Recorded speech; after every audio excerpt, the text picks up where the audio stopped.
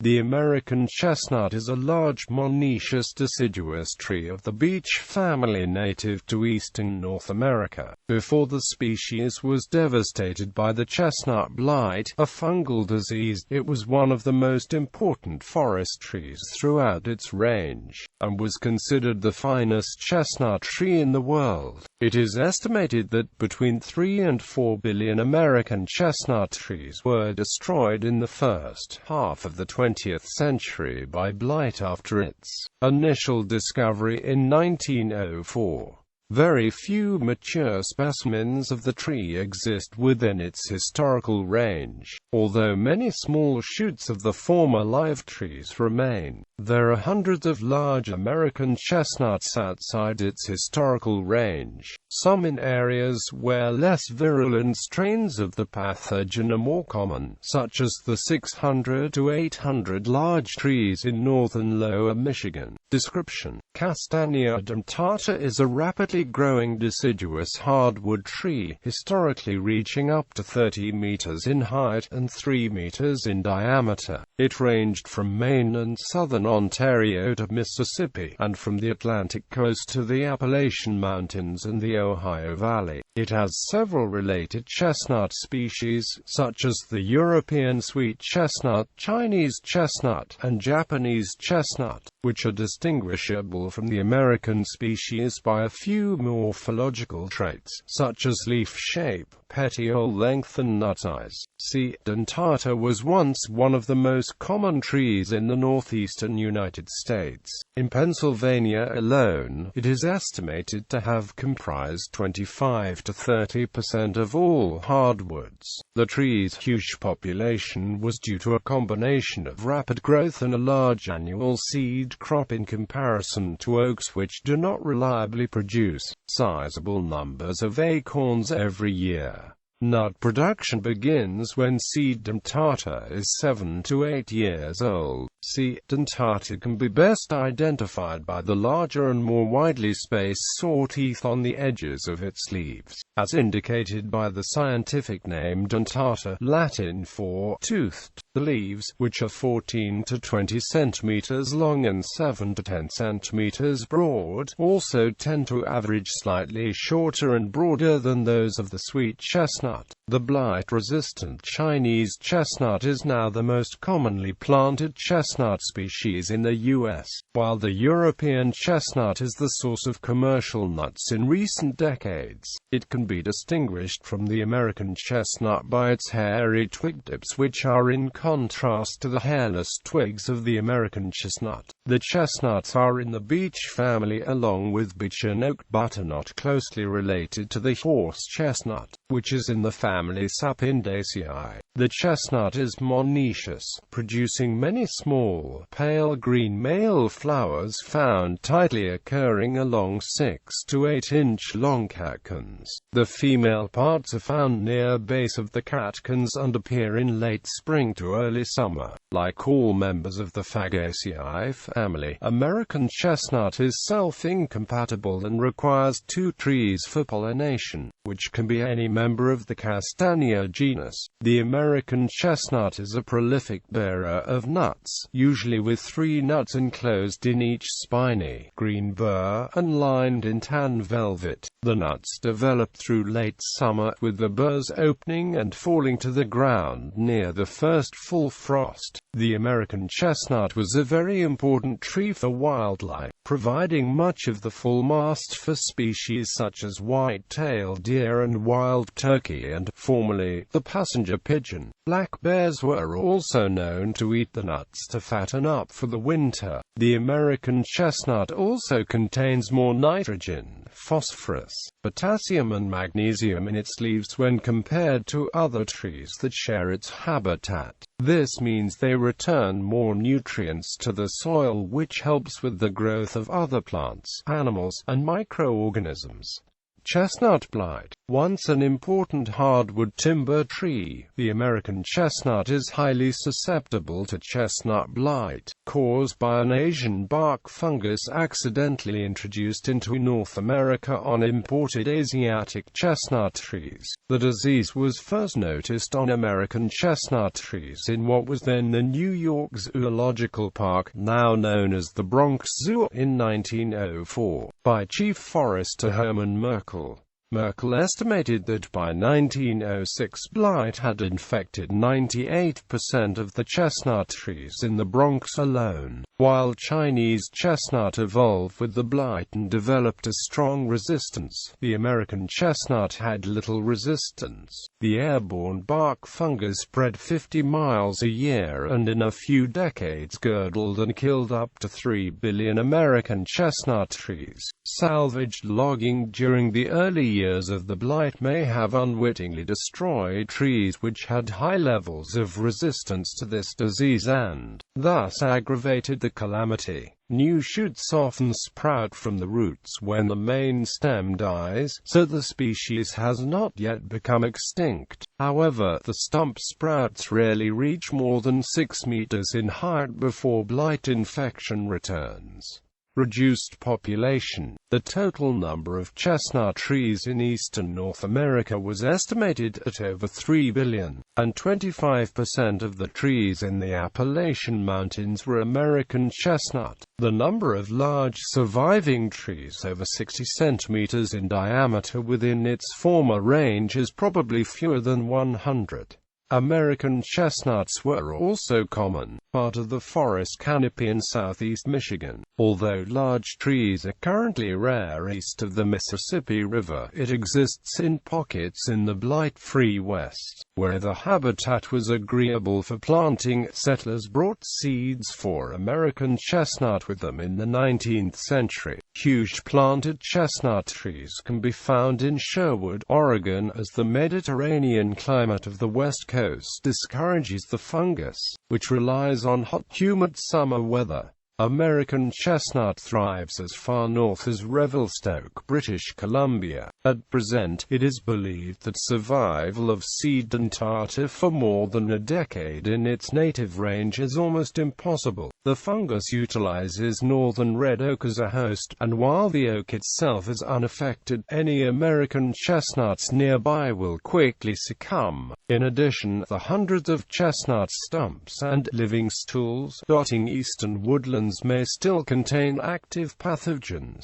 Attempts at revitalization. Several organizations are attempting to breed blight-resistant chestnut trees. The American Chestnut Cooperators Foundation breeds surviving American chestnuts, which have shown some native resistance to blight, and the Canadian Chestnut Council is an organization attempting to reintroduce the trees in Canada, primarily in Ontario. A technique called backcrossing is being used by the American Chestnut Foundation in an attempt to restore the American chestnut to its original habitat. Intercrossing surviving American chestnuts. American Chestnut Cooperators Foundation is not using Oriental genes for blight resistance, but intercrossing among American chestnuts selected for native resistance to the blight, a breeding strategy described by the ACCF as all-American intercrosses. John Rush Elkins, a research chemist and professor emeritus of chemistry at Concord University,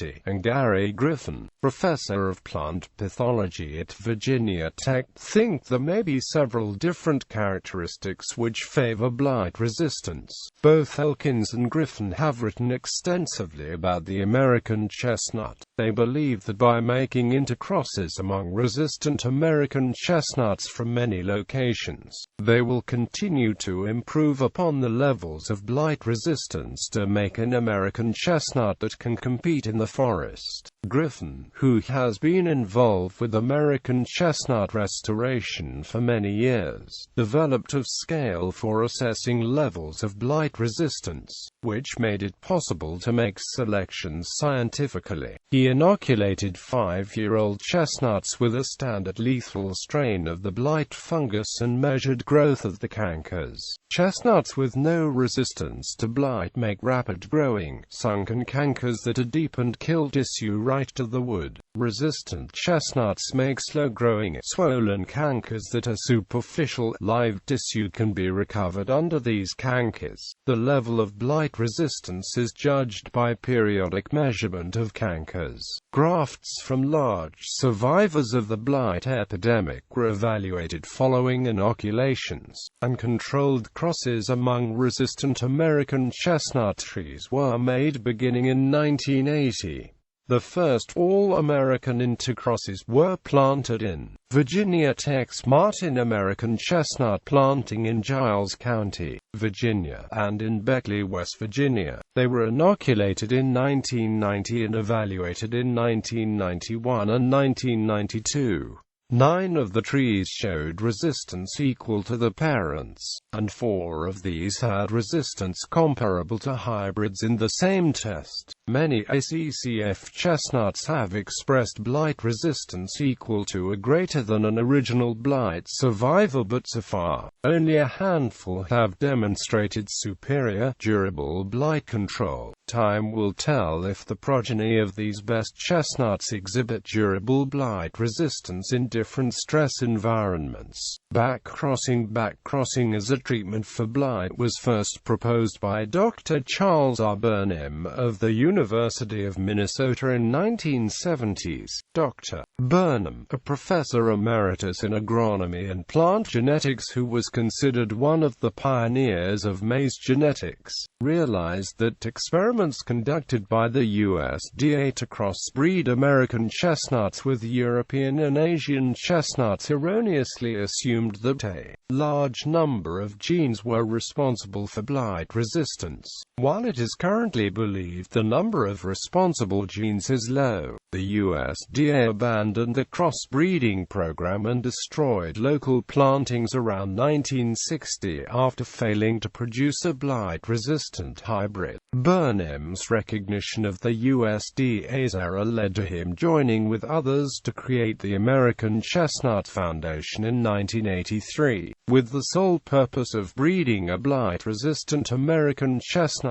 The American Chestnut Foundation is backcrossing blight-resistant Chinese chestnut into American chestnut trees, to recover the American growth characteristics and genetic makeup, and then finally intercrossing the advanced backcross generations to eliminate genes for susceptibility to blight. The first backcrossed American chestnut tree, called Clapper, survived blight for 25 years, and grafts of the tree have been used by the American Chestnut Foundation since 1983.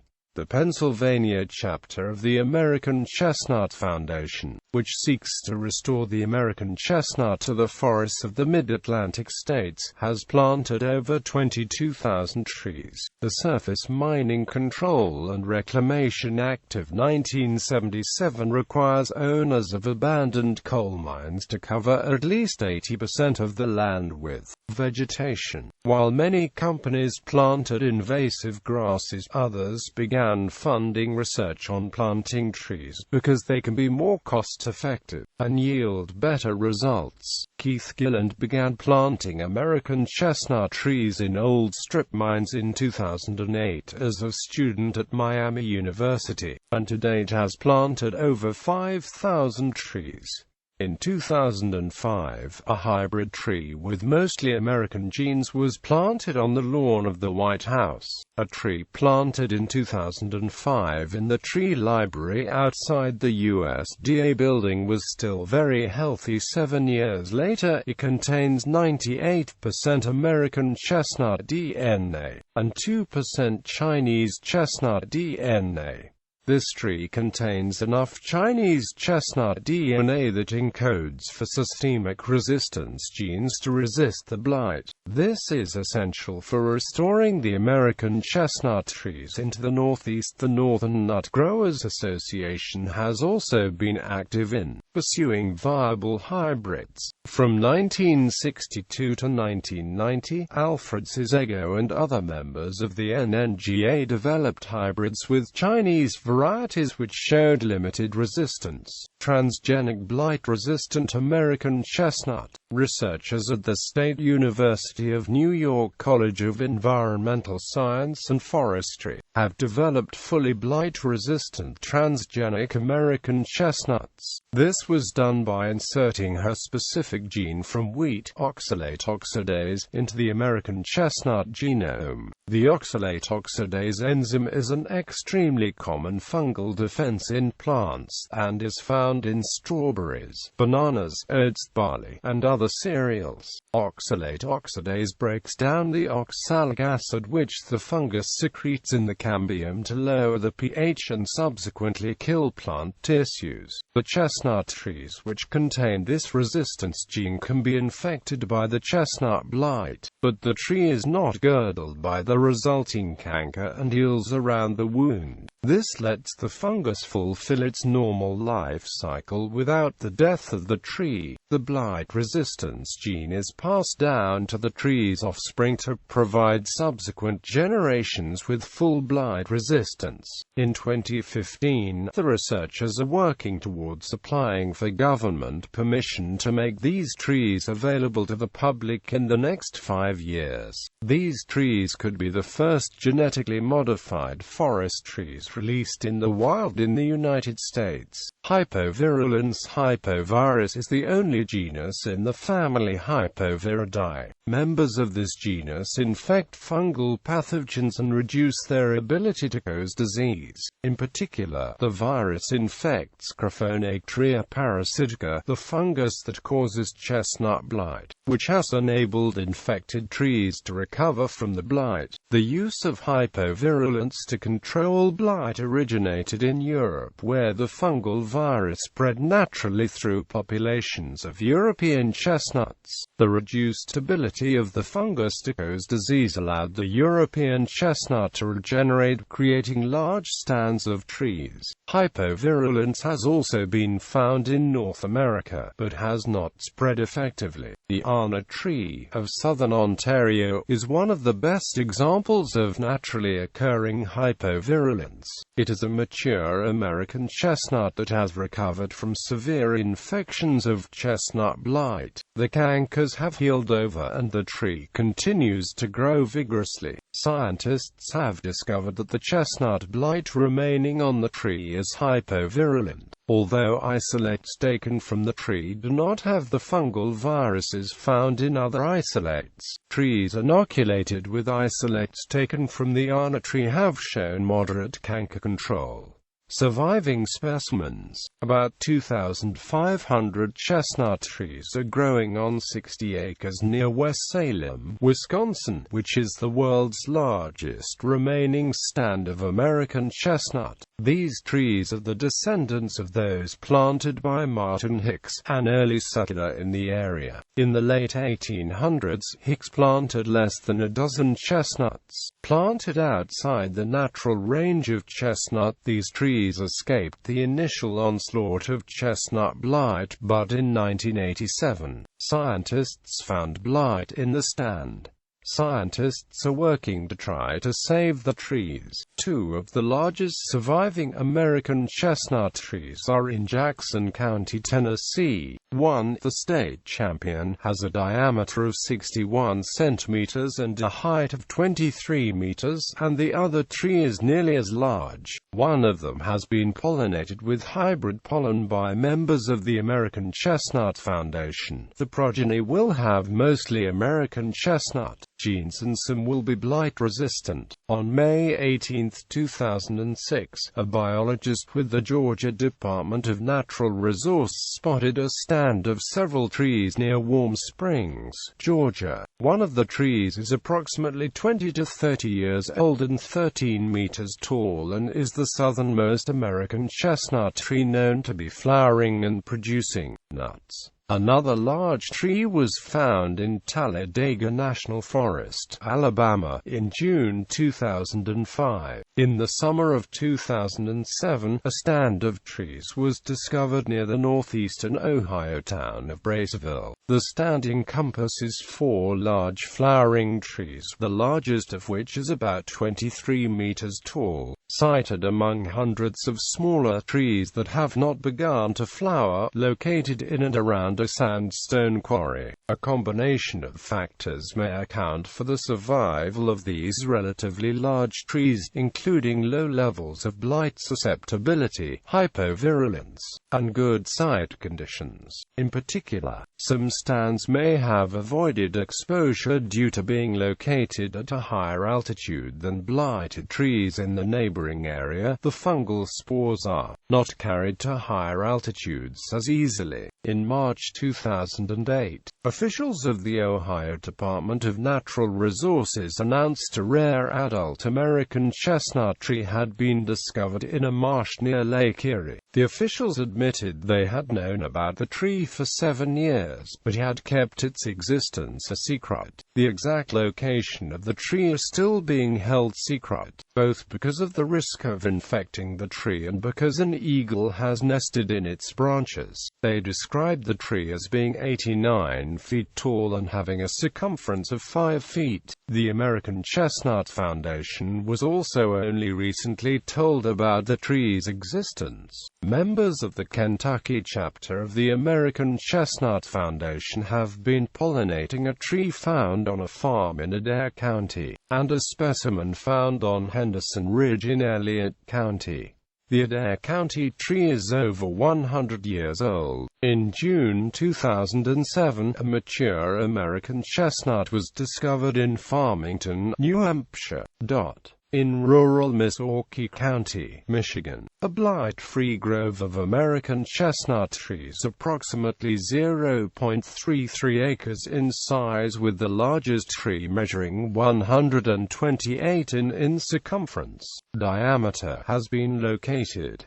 It is believed to be the result of nuts planted by early settlers in the area. The American Chestnut Council, located in the local town of Cadillac, Michigan, has verified its identity and existence. Efforts have been initiated to protect the property from logging and development. In Lansing, Michigan, Fenner Nature Center is home to a grove of blight-free American chestnuts descended from the aforementioned grove in Milwaukee County. American chestnuts have been located on Beaver Island, a small island in Lake Michigan. Hundreds of healthy American chestnuts have been found in the proposed Chestnut Ridge Wilderness area in the Allegheny National Forest in northwestern Pennsylvania. Many of these trees are large, measuring more than 60 feet in height. These trees will be protected from logging if the wilderness area, proposed by Friends of Allegheny Wilderness,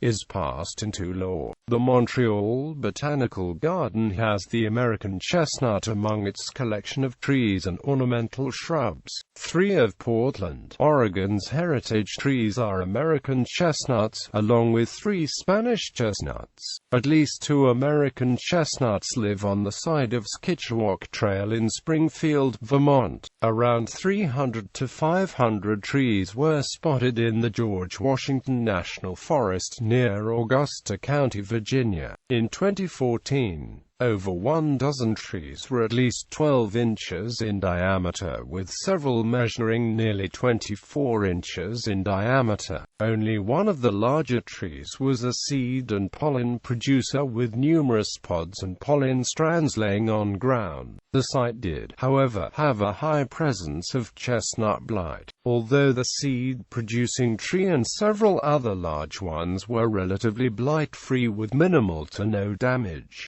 2 trees were planted in 1985 in Nova Scotia, at Dalhousie University, Sexton campus, and are thriving. The donated trees were from saplings grown in Europe, away from the blight. They have 16 inches diameter trunks and are approximately 40 feet high. There is one American chestnut in Pennsylvania in the county of Columbia in the township of South Center. It is a hardy, nut-producing tree that has been producing for nearly 30 years. Uses: food and medicine. The nuts were once an important economic resource in North America, being sold on the streets of towns and cities, as they sometimes still are during the Christmas season. Chestnuts are edible raw or roasted, though typically preferred roasted. Nuts of the European sweet chestnut are now sold instead in many stores. One must peel the brown skin to access the yellowish-white edible portion. The unrelated horse chestnut's seeds are poisonous without extensive preparation. Native Americans used various parts of the American chestnut to treat ailments such as whooping cough, heart conditions, and chafed skin, furniture, and other wood products. The January 1888 issue of Orchard and Garden mentions the American chestnut as being superior in quality to any found in Europe. The wood is straight-grained, strong, and easy to saw and split, and it lacks the radial end grain found on most other hardwoods. The tree was particularly valuable commercially since it grew at a faster rate than oaks. Being rich in tannins, the wood was highly resistant to decay and therefore used for a variety of purposes, including furniture, split rail fences, shingles, home construction, flooring, piers, plywood, paper pulp, and telephone poles. Tannins were also extracted from the bark for tanning leather, although larger trees are no longer available for milling. Much chestnut wood has been reclaimed from historic barns to be refashioned into furniture and other items. Wormy chestnut refers to a defective grade of wood that has insect damage, having been sawn from a long-dead, blight-killed trees. This wormy wood has since become fashionable for its rustic character. The American chestnut is not considered a particularly good patio shade tree because its droppings are prolific and a considerable nuisance. Catkins in the spring, spiny nut pods in the fall, and leaves in the early winter can all be a problem. These characteristics are more or less common to all shade trees, but perhaps not to the same degree as with the chestnut. The spiny seed pods are a particular nuisance when scattered over an area frequented by people.